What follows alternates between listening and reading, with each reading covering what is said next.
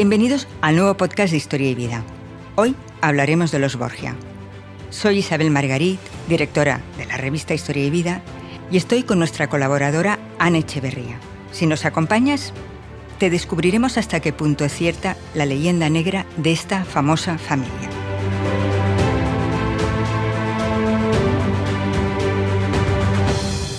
Hola Ana, ¿cómo estás? Pues encantada de estar aquí, Isabel. Bueno, hoy venimos a hablar de pecados. De pecados y de los gordos. Los 7 pecados capitales, nada menos. Y de la mano de una familia de pecadores impenitentes, los Borgia. Aunque bueno, también hay que decir que no eran ni mejores ni peores que otras familias romanas de la época. Ya se sabe que unos crían la fama y otros cardan la lana. La leyenda negra de los Borgia. Pero bueno, vamos a ver, Ana. ¿Hay motivos realmente para esta leyenda negra? Motivos hay, pero quizá no tantos como nos han contado. Hay que pensar que los Borgia en Roma pues caían muy mal, porque para las grandes familias romanas eran intrusos, advenedizos, ni siquiera eran italianos, eran una familia valenciana. De hecho, los apodaban los Catalani, así en plan despectivo. Fíjate, sí. Es más, el cardenal Giuliano della Rovere, que era el archienemigo de Rodrigo Borgia, lo llamaba marrano, circonciso e catalano. Y lo de marrano no era porque fuera poco limpio, sino porque le acusaba de descender de judíos conversos. Cosa que era mentira, pero bueno, le interesaba mucho decirlo así. Es que claro, realmente las familias romanas de rancio abolengo no los aceptaron. Pero por otra parte, lo cierto es que los Borgia llevaban consigo la polémica. A todas partes. Yo siempre digo que si los Borgia hubieran vivido en el siglo XX o en el XXI, estarían en todas las portadas del Corazón, como los Kennedy o los Grimaldi, o imagínate a las Kardashian en el Vaticano y con un padre que además de ser famoso fuera el Santo Padre, nada menos. Un Santo Padre peculiar, que probó todos los pecados antes de perdonarlos. Quizás es que quería saber cómo eran. Pues desde luego. Bueno, vamos a ir a por el leitmotiv de este episodio de hoy. Estamos hablando de los 7 pecados capitales y los queremos ejemplificar en la familia Borgia. En tu opinión, ¿cuál sería el peor pecado de los Borgia? Pues no sé si el peor, pero su rasgo más característico fue una ambición sin límites desmedida. Y la ambición está ligada al pecado capital de la soberbia. Los Borgia humildes no eran, precisamente. Ya el primer papa Borgia, Calixto III, se montó un chanchullo para hacerse pasar por noble, que no lo era. Él venía de una familia burguesa, pero tenía unos primos que sí tenían ascendencia aristocrática, los Gil de Borja. Así que hizo que una hermana suya se casara con un chico de la rama noble de la familia y después les convenció para que cambiasen el apellido Gil de Borja por Borja a secas. De manera que así quedaba un poquito confuso quién era noble, quién no era noble y sus orígenes pues se ennoblecían. Y entonces llegó, entre otros, el famoso Papa Alejandro VI. Realmente un auténtico animal político. Sí, logró situar a la Santa Sede en el corazón de las relaciones europeas y tenía un objetivo clarísimo, que era fortalecer los estados pontificios. Lo que pasa es que los intereses de los estados pontificios también coincidían con los intereses de su propia familia. Así que inició una política matrimonial y una política militar que tenía como objetivo, en realidad, acabar obteniendo tierras y poder para sus descendientes. Bodas de conveniencia, afán por el lujo y realmente hábiles propagandistas. Como otros tantos estadistas, monarcas de la historia, los Borgia también supieron utilizar muy bien el arma de la propaganda. Desde luego que sí. Los apartamentos Borgia no eran precisamente humildes, estaban decorados por Pinturicchio y eran espectaculares. Pero además de espectaculares, estaban perfectamente diseñados para enaltecer a los Borgia. Hasta el punto de que Julio II, que los odiaba, cuando ascendió él al papado, se mudó al piso de arriba para no tener que verlos, porque había cosas como Santa Catalina con el rostro de Lucrecia Borgia. ¡Qué barbaridad! Un gobernador romano con el de César Borgia. Incluso pintaron el arco de triunfo de Constantino de tal manera que rodease el trono papal cuando Alejandro VI recibía a los dignatarios, que era una manera de ponerse a la altura de un emperador. Incluso es muy curioso porque el lema de César Borgia, que tampoco andaba sobrado de humildad, sino más bien de soberbia, era o César o nada. Y una vez incluso organizó un desfile triunfal imitando a los de Julio César para equipararse al famoso emperador. Caramba. Hombre, lo que está claro es que todo esto implicaba grandes sumas de dinero. Desde luego, pero bueno, tampoco es que se pudiera decir que los Borgia fueran austeros. Les encantaba el dinero, sabían cómo conseguirlo y sabían gastarlo. Así que podríamos decir que su segundo pecado capital sería la avaricia. El primer papa Borgia, Calixto III, es probable que fuera elegido limpiamente, pero siempre se dijo de Alejandro VI que habría comprado los votos de los cardenales Orsini, Colonna y Savelli, entre otros, para ascender al papado, para lograr ser elegido por el concilio cardenalicio. Les concedería privilegios, pero también muy probablemente dinero en metálico. Y más adelante, cuando se enemistó con esas mismas familias, pues no dudó en confiscar sus bienes. Ni siquiera le hizo ascos al dinero del sultán de Turquía, por muy musulmán que fuera. Bayaceto II tuvo en Roma como rehén, a cambio de un cuantioso estipendio, a un enemigo de Bayaceto, un sobrino que aspiraba al trono de Turquía. Caramba, si es que realmente... Vamos a ver, Ana, una cosa muy curiosa. Hablando de César Borgia, uno de los miembros más importantes, interesantes, y que seguro que algún día nos dará para otro podcast. César era hijo del segundo papa Borgia. A su vez era cardenal. ¿Cómo entonces se casó con una princesa? Buena pregunta. Aquí entraría en juego el tercer pecado capital de los Borgia, la envidia. Resulta que César era el segundo de los 4 hijos que tuvo Alejandro VI, Rodrigo Borgia antes de ser papa, con la aristócrata Vanoza Catanei, cuando aún era cardenal. Bueno, de estos 4 hijos, que estaban reconocidos, el segundo, César, era el más inteligente y lo destinó a la carrera eclesiástica, que por cierto fue meteórica, porque con 17 años ya era obispo de Pamplona. No, tremendo. A los 19, arzobispo de Valencia, y a los 20, cardenal, nada menos. Y el mayor, Juan Borgia, pues fue educado para ser un noble y un militar. Fue educado en las armas, le consiguió su padre el ducado de Gandía, a cambio de perdonarle a los reyes católicos una triquiñuela que algún día contaremos, y lo nombró confaloniero de la iglesia. Pero bueno, ¿qué pasa? Que la vida de Juan, era exactamente la vida que César habría querido llegar. La envidia. Claro, él se veía liderando un ejército, no vistiendo sotana. Y además, pues Juan le parecía un patán porque iba de derrota en derrota. Y de pronto, una noche de junio de 1497, el cadáver de Juan aparece flotando en el Tíber. ¿Lo mató su hermano César? Pues eso creyó siempre su viuda, que fue cosa de César. De hecho, los hermanos habían estado cenando juntos en casa de su madre, Vanoza, pero nunca se demostró que hubiera la mano de César en ello. También podrían haber sido los Orsini o los Vitelli o cualquiera de los enemigos que tenía Alejandro VI en Roma. Pero sí que fue, sin ninguna duda, el primer beneficiado. Ya. De todos modos, no es el único crimen que se ha atribuido a César Borgia. No es el único, y de hecho tenía su propio sicario. Así que podríamos decir que la ira sería otro de los pecados capitales que podríamos atribuir a los Borgia con cierta razón. Hay por lo menos un asesinato probado, que sería el del segundo marido de Lucrecia, Alfonso de Bisceglie, que era un bastardo de la Casa de Aragón en Nápoles. Por una serie hubo un cambio de alianzas que hizo que no fuera útil a los Borgia el primer matrimonio de Lucrecia con un Sforza, y entonces consiguieron la nulidad del matrimonio. Esta chica se casó con un pariente del rey de Nápoles, pero en el momento en el que César sustituye a su hermano, cuelga los hábitos y busca una esposa en Navarra, de alguna manera le interesa la alianza con los franceses que querían el trono de Nápoles.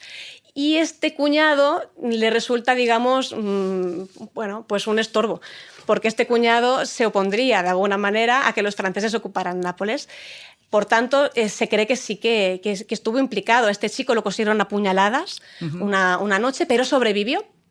Y aunque no se pudo identificar a los que le habían acuchillado, sí parece ser que en un momento en el que su esposa Lucrecia se ausentó del lecho, entró el esbirro conocido de César Borgia, que se llamaba Miqueleto, era un valenciano que se llamaba Miquel Curella, y estranguló al pobre chico en la cama, lo remató. De todos modos, a pesar de que se les atribuyen muchos crímenes, la mayoría no han podido ser demostrados y, por ejemplo, la leyenda del famoso veneno de los Borgia no parece que esté muy fundada. Claro, aparecen personajes en toda esta historia que, bueno, aparecen muchísimos personajes, entre otros algunos tan curiosos y a veces yo los calificaría casi como siniestros, como Savonarola. Savonarola que, vamos, también da para todo lo que queramos en más en algún momento. Pero bueno, en cualquier caso sí que es cierto que parece ser que, en fin, no tenía demasiada buena relación con los Borgia. Ninguna, porque era un señor que además de predicar contra los Borgia y contra toda la curia romana, es que todo lo que fuera mínimamente lujoso, por no decir cómodo, le parecía pecado. Quemaba obras de arte, instrumentos musicales, espejos. No había buena relación. Y acabó en la horca esa relación. Exacto, acabó en la horca, como tantos otros. Sí. Realmente, bueno, en cualquier caso, está claro que de todos estos pecados capitales hay unos cuantos que nos quedan 2 o 3 pendientes y que realmente son, bueno, especialmente suculentos y nunca mejor dicho, porque obviamente los Borgia eran unos grandes amantes de la mesa. Y ahí nos iríamos hacia la gula, la gula, que es uno de los pecados capitales más clásicos. Su mesa estaba bien servida. Cuéntanos, Ana, cuéntanos. Bueno, la verdad es que basta ver un retrato de Alejandro VI para hacerse a la idea de que le gustaba la buena mesa a este señor. Tampoco hace falta, en este caso, una investigación muy sesuda. Pero un ejemplo muy interesante, o la anécdota quizás más interesante relacionada con los banquetes de los Borgia, fue el llamado Banquete de las Castañas, que es una fiesta que se celebró la víspera de Todos los Santos en el año 1501. Cenarían algo más que castañas. Algo más que castañas cenarían, creo yo, Y además de eso, hubo algo más que placeres gastronómicos. Al menos eso es lo que escribió en su dietario el maestro de ceremonias de la corte vaticana, Johannes Burckhardt. Según este señor, después de la cena, hicieron entrar a 50 cortesanas desnudas. Hay que tener en cuenta que cortesanas en el sentido de prostitutas de lujo, no en el sentido de damas de la corte. Y le arrojaron al suelo castañas que ellas debían recoger con las manos atadas a la espalda, a la luz de las velas. Vaya. Las posturas que se generaban así pues eran bastante provocativas y bueno, una cosa llevó a la otra y parece ser que la cosa acabó en bacanal y que el Papa al día siguiente no pudo asistir al Santo Oficio porque se hallaba algo indispuesto. Bueno. Hay historiadores que lo ponen en duda, de todos modos, porque en realidad Johannes Burckhardt era un enemigo también declarado de los Borgia y es posible que distorsionase o exagerase un poco la historia a placer. Claro, en ese sentido siempre abundamos y debemos de tener en cuenta pues esos márgenes que nos da o que alimentaron o que empezaron a alimentar a leyendas negras en determinados aspectos. Pero bueno, lo que está claro es que también, además de gula, también desarrollaron bastante bien el otro punto de la vida, otro placer de la vida, como la lujuria. Vamos a otro placer, otro extremo de la vida, de cómo es la lujuria. La lujuria la hemos visto en el banquete, pero bueno, se da por descontada de todos modos, porque la prueba es que Alejandro VI tuvo hijos con varias amantes. Las más conocidas, Vanoza Catanei, que la hemos mencionado antes, y Giulia Farnese. Pero en realidad hubo más. Y lo que pasa es que no era algo tan raro. A veces pensamos que solamente los Borgia se dedicaban a estas cosas, pero no fueron ni los primeros ni los únicos. A Inocencio VIII, Savonarola, el monje del que hemos hablado antes, lo llamaba el padre de la patria, porque se le atribuían hasta 16 hijos ilegítimos. Bueno.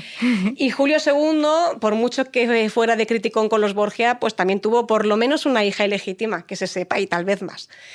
A Lucrecia también se le conoce un desliz, un hijo ilegítimo que tuvo entre sus 2 primeros matrimonios. Puede ser que con un criado y puede ser que con un criado concretamente que acabó flotando en el Tíber también, pobrecico. Pero lo que no es cierto, y es importante decirlo sobre Lucrecia, es que cometiese incesto con su hermano, con su padre, como tantas veces se ha dicho. Esta acusación no tiene fundamento histórico, no hay ningún indicio documental serio. Y lo que sucede es que su primer marido, para poder anular el matrimonio con ella, fue obligado a declararse impotente y esto pues no le hizo mucha gracia. Así que fueron los Sforza, la familia de su primer marido, los que difundieron muy probablemente estos rumores de incesto que están completamente infundados y descartados por los historiadores actuales. Sí, la figura de Lucrecia está estrechamente asociada a la leyenda negra de la familia. Fue objeto de todo tipo de calificativos despectivos: pérfida, lujuriosa, incestuosa.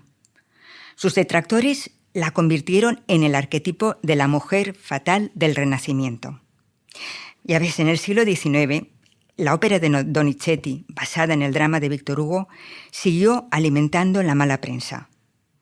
Pero yo creo que, como afirma Joan Francesc Mira, uno de los grandes especialistas, Lucrecia fue una pobre víctima, un peón, un juguete al servicio de los intereses políticos de su padre.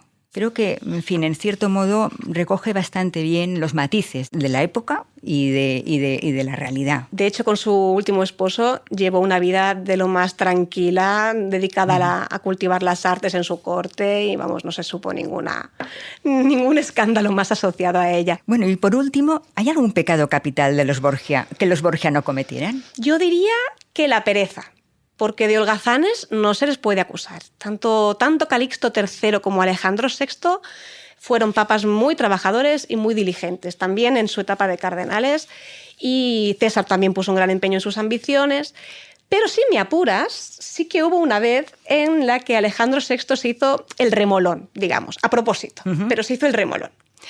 Resulta que cuando el rey Carlos VIII de Francia llegó con su ejército a Roma, con la intención de pasar desde Roma hacia Nápoles y de que el Papa lo coronara rey de Nápoles, el Papa, que no estaba nada interesado en hacer esto, vio que su ejército era demasiado pequeño y el castillo de Sant'Angelo no le iba a proteger de los franceses, así que pues hizo el paripé, les dio la bienvenida y les hizo perder el tiempo todo lo que pudo, les dio largas y más largas. Total, que al final Carlos VIII se fue de allí con promesas muy bonitas, pero sin coronar.